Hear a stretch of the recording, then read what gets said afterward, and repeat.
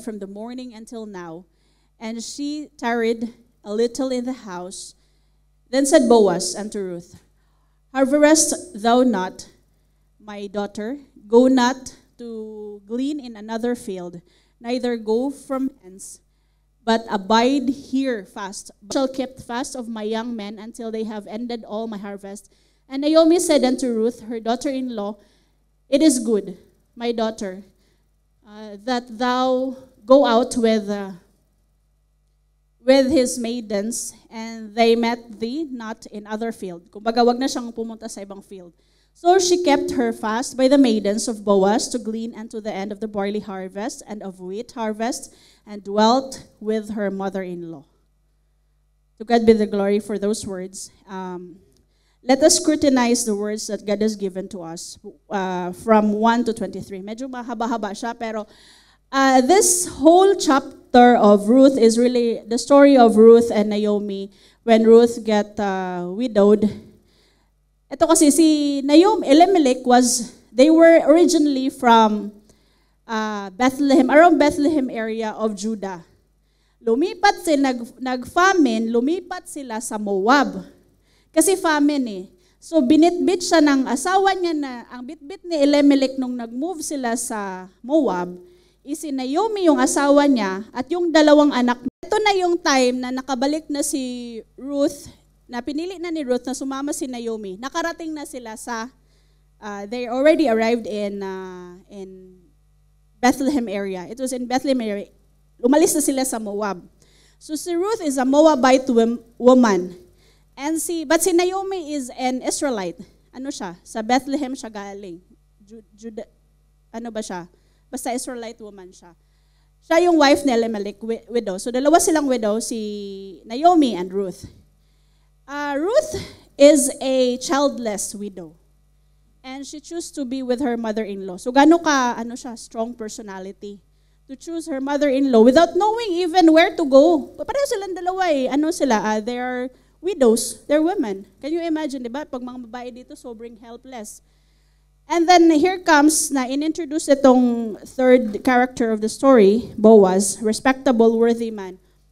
To cut the long story short, rich man siya, may pangalan sa society that belongs to the clan of Elimelech.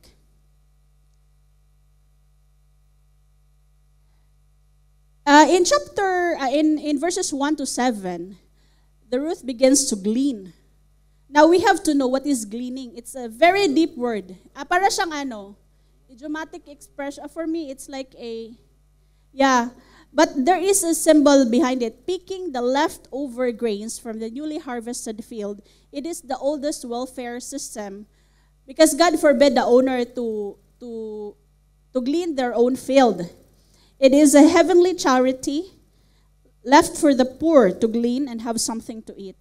Kumbaga, it is written in the Bible, in the Torah pa siya before, na when you are a rich person, you really, hindi mo nalinisin yung field mo. Kung ano natira dyan, leave it until for the next season planting. Parang charity siya ni Lord na talagang nakalagay siya sa Torah, nakalagay siya sa Bible na, na mas talaga sa mga mayayaman yung mga owner ng land.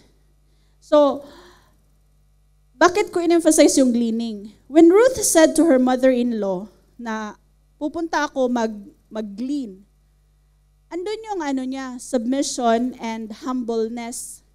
Kasi ang gleaning, as a woman, nandito sa Middle East, hindi siya madali for her to step out of her comfort zone. Umalis siya lalabas siya ng hindi man niya kilala yung mga tao outside their home because she's a foreigner. That was not her place. Kumbaga, nasa Israel na sila. So, it is actually a very, kumbaga, inadmit na niya na ito na lang yung way na makakain kami. Kumbaga, andun. Tapos nagpaalam siya sa mother-in-law niya na hindi din niya alam kung saan siya pupunta. Kasi wala man siyang idea kanino tong lupa. Di ba pag nasa probinsya ka, eto bahay ni Pulano, kilala mo, ka-neighbor yan ni ay anak yan ni Mang Ador, ganyan. So hindi niya talaga alam kung saan siya, kumbaga blind para siyang bumangga sa blind wall, na I will just go out and find ways for us to eat. Ganon. For me, it symbolizes the humbleness of a person na, ano yung sinabi ko tito? Yung sinabi ko na gleaning symbolizes the lowest point of her life. Because there was no other way for them to eat. Wala silang dalawa lang sila. Wala silang bitbit. Damit lang siguro na unti yung bitbit nila. Kasi ano bang kaya ng dalawang babae mag-travel? Parang ang layo niya, hindi lang siya parang wakra, parang ano ba yung sinabi dun sa na-research ko na, basta malayo siya kasi dadaan ka pa ng madaming, ano pala siya, parang hindi lang siya desert, mountainous desert siya. Dinaanan nila. So, ano lang, mabitbit nila doon. Siguro tagdadalawang damit lang sila. Ayun, so, Ruth really admitted and has the humbleness to admit the situation that they were in.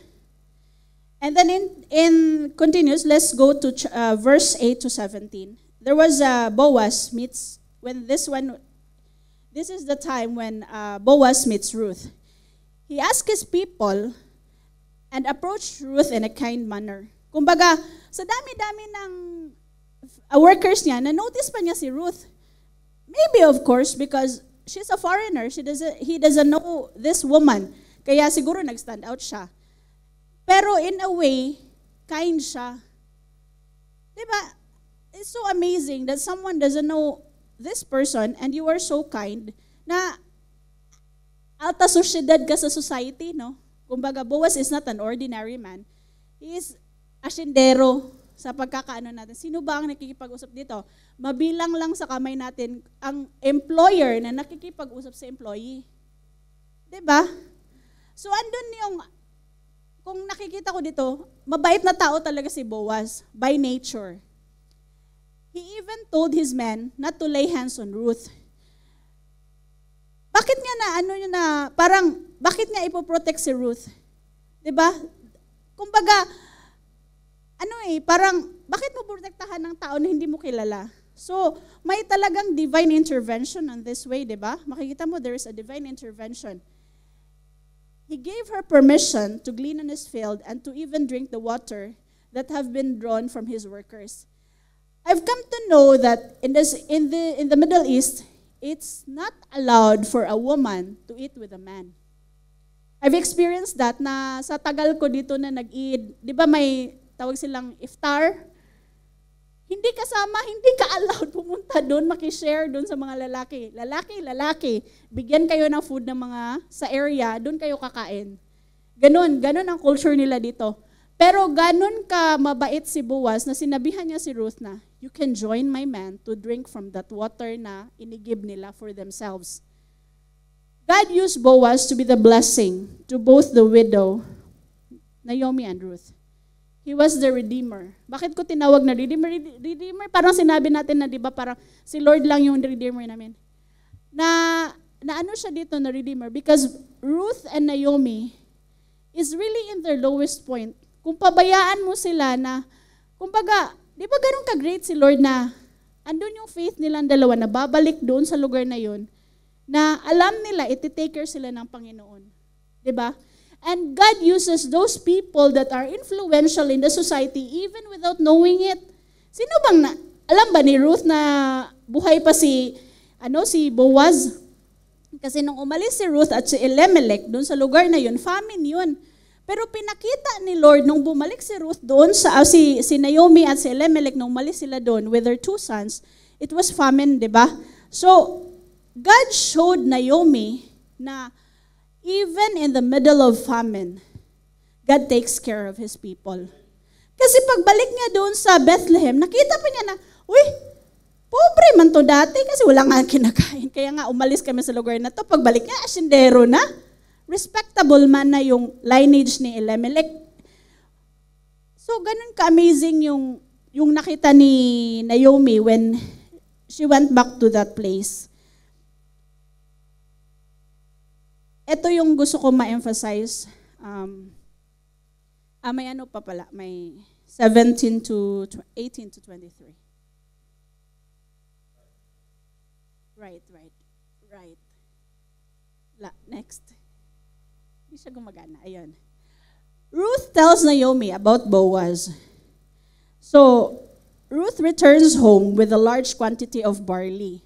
Ruth told Naomi about Boaz, who was so kind to her. Naomi told her that Boaz belongs to Elimelech. That is the only time that si Ruth have come to know that Boaz is the lineage of her husband's clan. Doon lang niya nalaman on that moment. Naomi encouraged Ruth to remain and continue on Boaz's field. Of course, sabi niya, dyan ka na lang kasi hindi ka mapahamak dyan. Kumbaga, doon na-amaze si Ruth na, wala man akong kaalam-alam, pero yung napuntahan ko palang lugar is hindi ako mapapahamak. Which is, wala man siyang alam kung saan siya pupunta nung time na yun. Hindi niya kilala yung mga tao doon sa lugar na yun. The character of Ruth that I learned from this chapter. She was loving, brave, and determined. A slack hand causes poverty, it's written in Proverbs, but the hands that is diligent makes rich. Kumbaga, dapat ka magkusa. Loving na, hindi pa pala siya enough. Kasi, kailangan pala andun yung, in loving someone, like Ruth have done to Naomi, andun na yung, love niya kay Naomi. Pero, bakit sinabi dito, loving and brave? Kasi sa sitwasyon nila, hindi lang love, magsusurvive sila sa love, dapat brave din siya para sa matanda. Sila lang dalawa wala silang choice, sila lang talagang dalawa. And she's hardworking, at the same time humble. Humble siya in a way na she did not choose kung ano man yung trabaho na makita niya doon. Hardworking, okay, fine. Pero pwede kang hardworking na, hindi ko gusto yan, gusto ko lang dito ako. Ganon. So, hardworking siya, at the same time, humble siya in the situation they were in. She was obedient by showing obedient siya kasi sinabi niya, pwede man hindi sabihin sa mother-in-law niya yung mga nangyayari sa kanya outside the field, di ba? But she was obedient and faithful at the same time kasi alam niya, yung mother-in-law niya is mananampalataya sa Panginoon. Kumbaga na ano na siya, nahawa na siya sa mother-in-law niya. Ang faithfulness niya. Kumbaga, kasi it's not easy for you to be with your mother-in-law. Di ba? Alam natin, hindi man lahat ng mother-in-law kasundo ng mga in-laws, di ba? Di ba? Pero ako, lucky ako. Yeah. But for me, katawagan ko si mama noon when she was alive. Yeah. I was just not given but I know. Hindi nga ako umuwi nung namatay si mama because I know I already, 2015, 2012 kami kinasal, but I did not regret. I was just remembering mama when, nung nabasa ko to. Kasi how I wish I could spend also that time na with kasi sabi ko nga si Alex, naku, sana kaya kami nakarating ni mama. Ano na kaya nagawa namin kung buhay pa si mama? Mama Yolanda, ganun siya. So, we know that Ruth is a woman of essence. Her life is hard, but we can all identify ourselves with Ruth. Whether as a sister, a daughter, and a wife. Hindi ko man masabi na mother kasi childless man siya, di ba? Lahat tayo may kanya-kanyang strength na makikita sa character ni Ruth in this. Sabi ko nga, kaya siguro ako hindi dissert yung tawag ng tito, makapag-dissect dito sa chapter na to last week. I told, dissertation. I was not able to really dig deep into this chapter kasi may pinagdadaanan pala ko. Yung message na natutunan ko dito nung Monday na sinulat ko by hand, pinagdaanan ko siya last week kaya hindi ko pala siya kasi ang dami kong question na yung nandito ka sa ibang bansa, na-identify ko yung self ko, gaano ka-hard yung pinagdaanan natin. At yung character na matutunan mo dito kay Ruth, sabi ko, kaya pala hindi ko maintindihan nung last week itong chapter na to kasi nandun pala ako sa middle of test of time sa character ni Ruth nung time na yon. So, but during the time Monday, naisulat ko na siya. So, kumbaga, nalagpasan ko yon. And I've learned a lot of the character of Ruth. The next is, ito. Eh, hindi talaga siya maano. Please. Okay. Naomi to Ruth. Even Naomi was praying for Ruth. She did ask, did someone notice you? Ang galing lang nung English, no? Para siyang Shakespearean English yung binasa natin kanina. Thou. Para ako nagbasa ng Midsummer Night's Dream, tsaka Romeo and Juliet. But to cut the long story short, tinanong ni Naomi si Ruth, did someone, may nakapansin ba sa'yo? Sabi ni Naomi. Because all the while, Naomi was praying for Ruth while she was out of her house. Mother's prayer and blessing is the most powerful. All along, she was praying for Ruth while she was out to glean and work. So yun. Sa tayong mga may nanay pa at sa mga may nanay figure, let us not waste our time to take care of them. Yun ang natutunan ko. In madaming mga Naomi sa buhay natin, hindi lang yung blood mother natin. Ako dito sa Qatar, si Tita Delia, and I thank God for nandiyan si Tita from the time nandito kami ni Alex, naalala ko na, andun yung, hindi ko man masabi lahat kay Tita, lahat ng mga struggles namin dito, pero andun yung guidance niya, pagdasal niya, alam ko pinagdasal niya ako, pati na yung cousin ko nung dumating dito. The mother's prayer is really a blessing and a powerful one. Kasi selfless sila. Kahit saan ka man mapunta, pag ang nanay mo pinagdasal ka, grabe, you would not really comprehend what blessing would come to your way. Ayun, so, eto na. What we learn from this chapter. God wants us to be generous. It is shown in the character of Ruth when she chose to be selfless. Kasi pwede man niyang hindi samahan si Naomi, no? She was young. She can get married again. But she chose to be selfless and takes care of Naomi. So she was generous enough to give herself to take care of Naomi. But later on, you will see in this chapter also na binigyan din siya ng happiness ni Lord sa lugar na yon. And then Boaz to both of them, kung gaano siya ka-klaseng mayaman. May madaming mayaman tayong makikita sa mundo na hindi generous. Pero pag andun man tayo sa kalagayan ni Boaz, wag natin kalimutan maging generous. 'Di ba?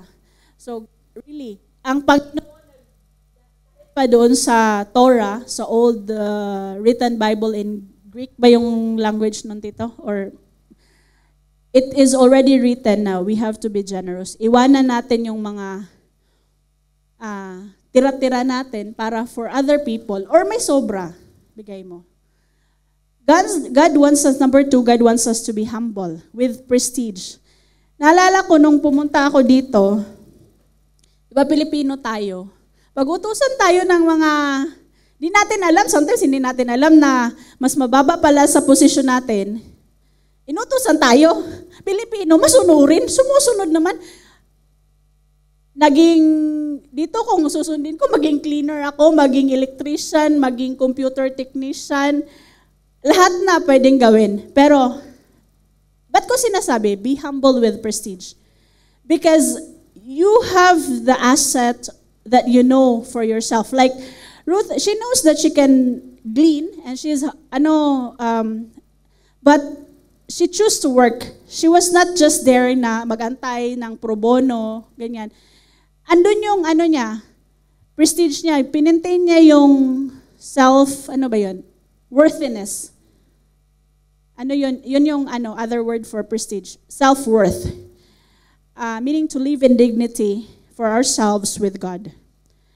Do what you are capable of doing. You know your gifts.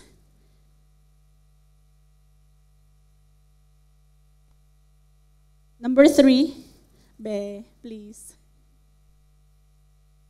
Di talaga siya sumusunod sa akin. God meant it to happen. Happy coincidence. Did you notice na sometimes 4 o'clock ka naman gumigising, pero for some reason, nagigising ka 5 o'clock na.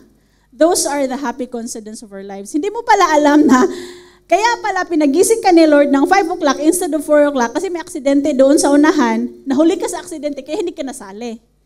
Yung mga ganon, ba't ka ba ako ako na late ngayon? Ba't ba ito hindi nangyari on what is planned to happen? May mga ganon. So, we can see in this chapter how God is so involved in our day-to-day lives without us knowing it. Kaya nga sinabi, faith that works.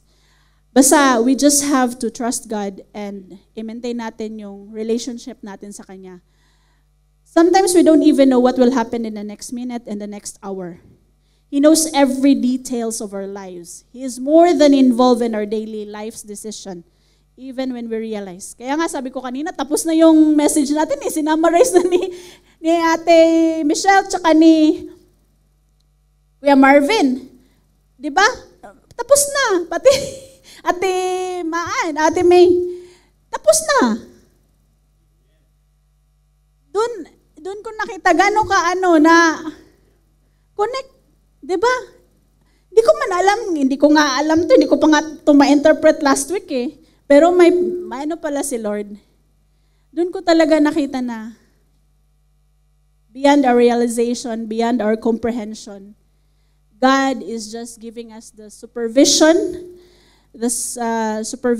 and the provision. Number 4, God wants us to be diligent. Ang meaning pala ng diligent, sabi ko, ano pa ba? Nandun na yung tawag nito, hardworking. Ano pa ba yung diligent? Ang diligent pala is, tiningnan ko kay Mr. Webster Dictionary, Mr. Google pala, to do what you can do and no complaints. Imagine mo. God wants us to be diligent. Kumbaga, alam ng Panginoon yung capability mo, kaya wag ka nang mag-complain. Hindi mo pa alam niya na.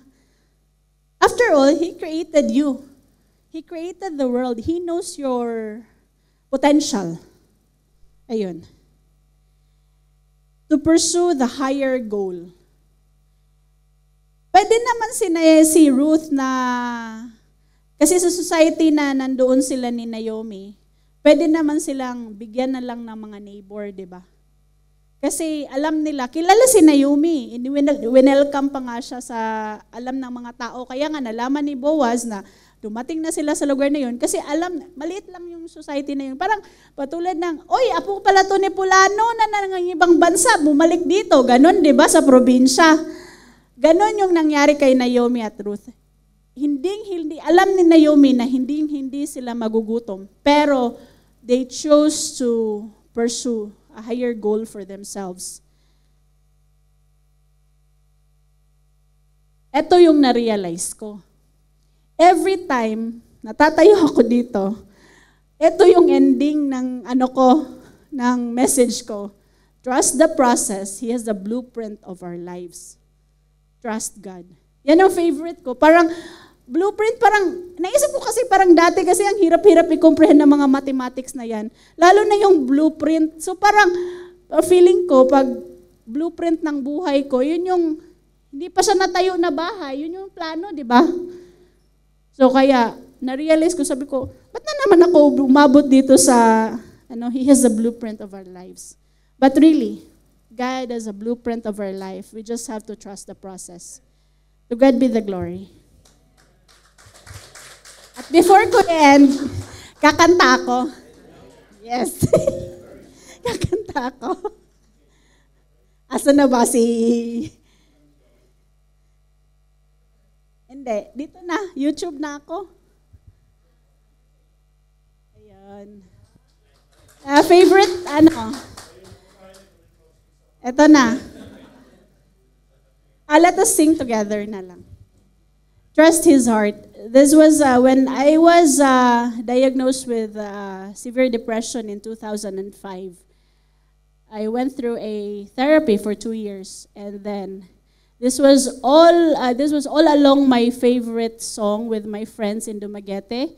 And so may times pa nga na nagmanyanita kami sa friend namin, nakaapa kami ng tae ng kalabaw. Kaya ang daming memories to, but when I was deserting this Ruth chapter 2, ito yung naalala ko. Let us sing together, Trust His Heart. Salamat po sa lahat ng mga nakasama natin dito sa church at sa live. Salamat sa patuloy niyo panalangin. Patuloy niyo tayong talanginan. Alam natin that we will carry on with our calling. Ano? Amen. Glory to God po. Marami po salamat sa lahat po ng nakibahagi po sa atin ngayong araw na ito sa FB Live at ganun din po dito sa church po. Tunay nga po na nangungusap po ang Panginoon sa atin at araw-araw po tayong binabago ng ating Panginoon. Glory to God po. Amen. Praise God po. Salamat po sa lahat po na nakilahok po sa ating mensahe ngayong hapon. Salamat po sa inyong patuloy na pagsuporta at patuloy na pananalangin. Praise God po. Napakabuti po ng Panginoon.